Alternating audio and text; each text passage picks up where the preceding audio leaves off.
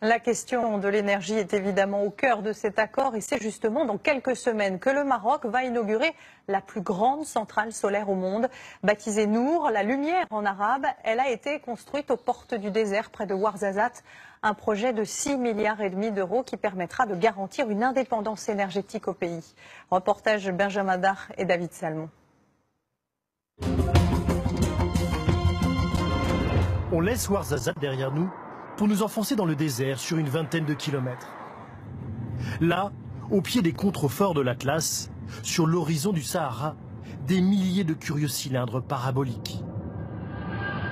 Voici la plus grande centrale solaire du monde. La première fois que j'ai posé les pieds ici, il n'y avait absolument rien. Rachid supervise ce chantier depuis 4 ans. Le site a été choisi pour son ensoleillement exceptionnel, son plateau uniforme idéal pour y installer tous ces panneaux. Le complexe, c'est pratiquement 3100 hectares à peu près. C'est l'équivalent de la taille de la ville de Rabat. Pour donner un ordre de grandeur, c'est pas trop loin de la taille de Paris intramuros. Et c'est vraiment énorme. Vous le remarquez là en roulant, on va rouler peut-être 1 heure pour faire le tour du complexe. Des rangées infinies de miroirs géants, un enchevêtrement de tuyaux. Les Marocains ont opté ici pour la technologie dite thermodynamique. Ces miroirs réfléchissent les rayons de soleil et se concentrent au niveau de ce tube pour chauffer de l'eau et produire de la vapeur.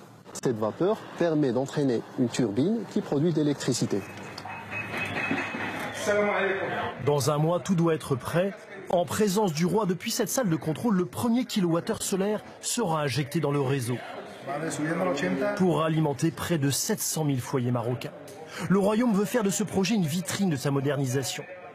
De cette tour, par exemple, les visiteurs pourront bientôt contempler le site. Les Marocains parlent même d'organiser un marathon solaire, une course autour des installations. Le maire de Ouarzazate a flairé le potentiel pour sa ville.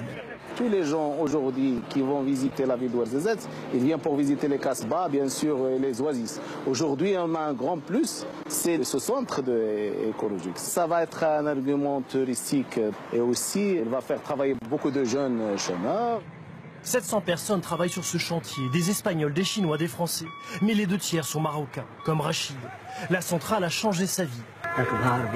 En misant sur le solaire, mais aussi l'éolien, l'hydraulique, le Maroc ne joue pas seulement la carte du développement durable, mais cherche aussi à réduire sa dépendance énergétique. Le pays importe en effet l'essentiel de son énergie de l'étranger. Or, d'ici 5 ans, grâce aux énergies renouvelables qu'il développe, le royaume pourra répondre à 40% des besoins en électricité du pays.